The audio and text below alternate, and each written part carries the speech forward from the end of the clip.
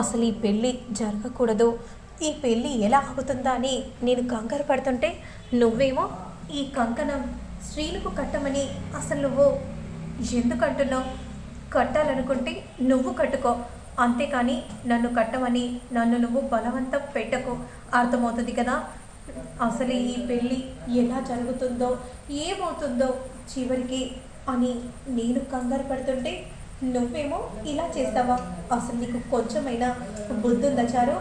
ఏంటి, నేను నా మొగుడి కోసం నేను ఆలోచిస్తున్నాను, నువ్వు రామలక్ష్మి కోసం ఆలోచిస్తున్నానని అంటున్నావు.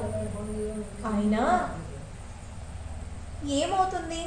పెళ్ళే కదా అవుతుంది. ఆ మాత్రానికి అంతలా కంగారు పడాల్సిన అవసరం ఏముంది? అయితే చారు, మరి పెళ్ళే కదా, మరి నా మెడలో శ్రీను తాళి కట్టబోతుంటే ఎందుకు నువ్వు నా ప్లేస్లో కూర్చున్నావు? నువ్వు నా ప్లేస్లో కూర్చోకుండా ఉంటే ఇప్పుడు నేను శ్రీను పక్కన నేనే ఉండేదాన్ని కదా. అయినా నీకు ఆ బాధ తెలీదు. ఎందుకంటే ఇష్టమైన వారు దూరం అయితే ఆ బాధ ఎలా ఉంటుంది అనేది నీకెలా తెలుస్తుంది? నాకు తెలుస్తుంది కదా. అలాంటి పరిస్థితి రామలక్ష్మికి రాకూడదని నా ఈ ప్రయత్నం అనే విధంగా ఆది చెప్పగానే చారు ఒక్కసారిగా షాక్ అయిపోతుంది. ఇక వెంటనే కోపంగా అక్కడి నుండి వెళ్ళిపోతూ ఉంటే ఇక చారు అసలు ఈ కంకణాన్ని ఎలా కట్టాలి, ఈ కంకణం కడితే నేను ఎలా చెప్తే బావ అలా వింటాడు కదా, నేను ఏం చేయాలి అని మనసులో దీర్ఘంగా చారు ఆలోచిస్తూ ఉంటుంది. ఖచ్చితంగా నేను ఏదో ఒకటి చేయాలి, లేదంటే లేదంటే ఇక బావ ఎప్పటికీ నేను చెప్పిన మాట వినడు అని మనసులో చారు అనుకుంటూ దీర్ఘంగా ఆలోచిస్తూ ఉంటుంది. ఇక మరోవైపు మాత్రం ప్రశాంత్ని కళ్యాణ మండపానికి తీసుకుని వస్తారు. ప్రశాంత్ పూజ చేస్తూ ఉంటాడు. మరోవైపు మాత్రం అమ్మ వధువును కూడా తీసుకుని రండి అని అనగానే జానకి వెంటనే రామలక్ష్మిని తీసుకుని వస్తూ ఉంటుంది. ఇక రామలక్ష్మి మాత్రం చాలా బాధగా దీనంగా రఘురాం వైపు చూస్తూ ఉంటే అప్పుడు వెంటనే జానకి వెళ్ళమ్మా ఆయన ఆశీర్వాదాలు తీసుకో అని అనగానే సరే అమ్మా అని అంటూ వెంటనే అలా రఘురాం కాళ్ళు ముట్టుకోబోతూ ఉండగా రఘురాం వెనక్కి జరుగుతాడు. రామలక్ష్మి చాలా బాధపడిపోతూ ఉంటుంది. ఇక వెంటనే నిలబడి అలా చూస్తూ ఉండిపోతుంది. జానకి త్వరగా మంటపానికి తీసుకెళ్ళు అని అనగానే వెంటనే రామ్మ అని అంటూ మంటపానికి జానకి తీసుకుని వెళ్తూ ఉంటుంది. నన్ను నన్ను క్షమించండి సార్, అయిపోయింది, అంతా అయిపోయింది.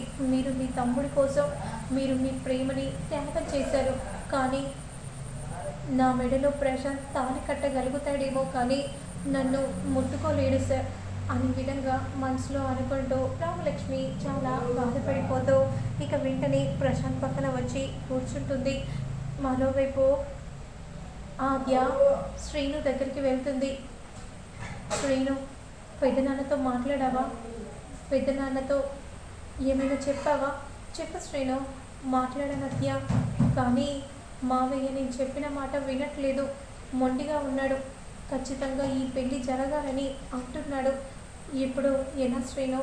ఈ పెళ్ళి జరిగితే రామ చనిపోతుంది, బ్రతకదు. ఆ విషయం నాకు కూడా తెలుసు అద్య, కానీ ఈ పెళ్ళిని ఆపే ఒకే ఒక సాక్ష్యం మన దగ్గర లేదు కదా. ఆ సాక్ష్యాన్ని శౌర్య సార్ డిలీట్ చేశారని రామలక్ష్మి చెప్తుంది. ఇప్పుడు ఆ సాక్ష్యాన్ని మనం ఎలా సంపాదించగలం? ఒక దారుంది శ్రీను. ఏంటద్య అది? ఏ దారుంది అనే విధంగా అంటూ ఉంటే ఏముంది, మన ఫోన్స్లలో డిలీట్ అయినవి రీస్టోర్ చేయడానికి ఒక యాప్ని ఉపయోగిస్తాం కదా, అలాగే ఆ వీడియోని డిలీట్ చేసినందుకు మనం ఆ యాప్ని ఇన్స్టాల్ చేసి ఆ వీడియో క్లిప్ని మనం రీస్టోర్ చేస్తే సరిపోతుంది కదా అని అనగానే గుడ్ ఐడియా, కానీ ఇప్పుడు ఆ ల్యాప్టాప్ మన చేతికి ఎలా చిక్కాలి, ఎలా వస్తుంది అద్య?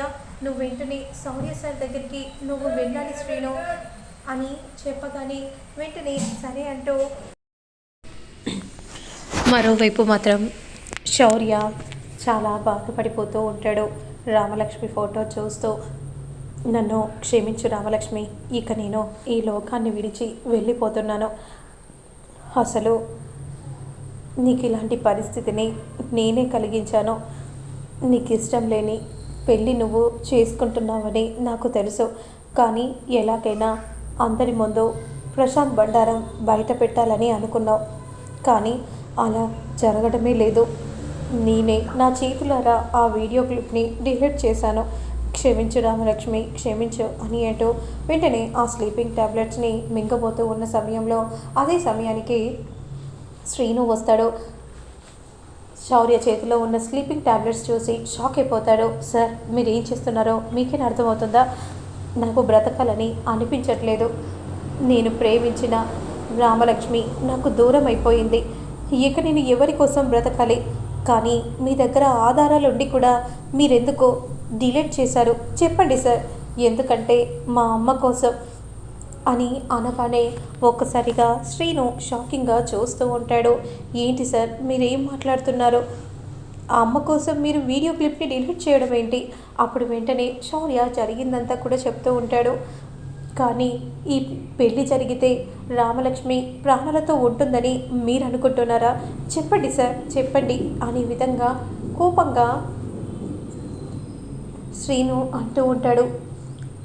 ఏం చేయమంటావు శ్రీను? నా పరిస్థితి నేనెవరికి చెప్పుకోలేను. ఇలాంటి పరిస్థితిలో నేను ఇలా ఉన్నందుకు నాకు చాలా బాధగా ఉంది అని శౌర్య బాధపడిపోతూ అంటూ ఉంటాడు. సార్, ఇప్పుడే మీరు పదండి సార్. అందరి ముందు నిజాన్ని చెప్పండి సార్. నిజాన్ని చెప్పినా కూడా నేను నిరూపించుకోలేను. ఎందుకంటే ఆల్రెడీ ఆధారం లేదు కాబట్టి. సార్, ఇంత పెద్ద ప్రపంచంలో టెక్నాలజీ ఎంత ఫాస్ట్గా వెళ్తుంది సార్. డిలీట్ అయితే ఏంటి సార్, దాన్ని మళ్ళీ రీస్టోర్ చేయొచ్చు సార్ అనే విధంగా అంటూ వెంటనే శ్రీను ల్యాప్టాప్ని తీసుకొని ఆ వీడియోని రీస్టార్ట్ చేస్తాడు. కానీ వద్దు శ్రీను, నేను ఈ వీడియో క్లిప్ని బయట పెట్టాలని అనుకోవడం లేదు సార్. ప్లీజ్ సార్, మీరు అలా మాట్లాడకండి. ముందు మీరు రండి సార్ అని అంటూ వెంటనే ల్యాప్టాప్ తీసుకొని శౌర్యని తీసుకొని కళ్యాణ మండపానికి బయలుదేరుతారు. మరోవైపు పంతులు గారు మంత్రాలు చదువుతూ ఉంటారు. ఇక అప్పుడే జీలకర్ర బెల్లం పెట్టుకోండి బాబు ఒకరికొకరు అని అనగానే వెంటనే ప్రశాంత్, రామలక్ష్మి అలా ఒకరికొకరు జీలకర్ర బెల్లాన్ని పెట్టుకోబోతూ ఉన్న సమయంలో ఆద్య మాత్రం అసలు శ్రీను ఏంటి ఇంకా రావట్లేదు, జీలకర్ర బెల్లం కూడా పెట్టుకోబోతున్నారు, శ్రీనుకి ఏమైంది, ఫోన్ చేస్తే కూడా లిఫ్ట్ చేయట్లేదు అని మనసులో ఆద్య అనుకుంటూ చాలా కంగారు పడిపోతూ చూస్తూ ఉంటుంది. అంతలో శ్రీను రాగానే వచ్చావా శ్రీను? సార్, మీరు కూడా వచ్చారా, రండి సార్ అని అంటూ వెంటనే తీసుకెళ్తూ ఉంటారు. ఇక అప్పుడే జీలకర్ర బెల్లం పెట్టుకోబోతూ ఉన్న సమయంలో శ్రీను వచ్చి ఆపండి అని గట్టిగా అనగానే అందరూ షాకింగ్గా శ్రీను వైపే చూస్తూ ఉంటారు. శ్రీను, ఎందుకు శ్రీను నువ్వు ఈ పెళ్ళి ఎందుకు ఆపాలని చూస్తున్నావు అని శివరాం కోపంగా అంటూ ఉంటే, మావయ్య అసలు ఏంటో మీకు తెలియదు, నిజాన్ని మీ అందరికీ చూపించడానికే వచ్చాను. నిజమేంటి, నువ్వేం చూపిస్తావో ఒక్క క్షణం మావయ్య, ప్లీజ్ మావయ్య, నా దగ్గర ఉన్న ఈ వీడియో క్లిప్ని మీరు చూడండి మావయ్య.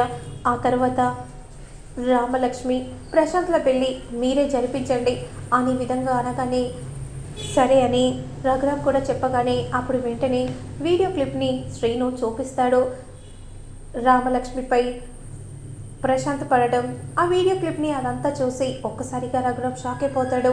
ఇక వెంటనే ప్రశాంత్ మాత్రం ఏం చేయాలో అర్థం కాక నిలబడి అలానే చూస్తూ ఉండిపోతాడు. మరి ఆ తర్వాత ప్రశాంత్ని రఘురామ్ ఏం చేయబోతున్నాడు, రామలక్ష్మి శౌర్యాల పెళ్ళి ఒప్పుకున్న ప్రకారంగా రఘురామ్ చేస్తాడా అనేది మళ్ళీ నేను నెక్స్ట్ వీడియోలో అప్లోడ్ చేస్తాను. లేట్ చేయకుండా చూసేయండి.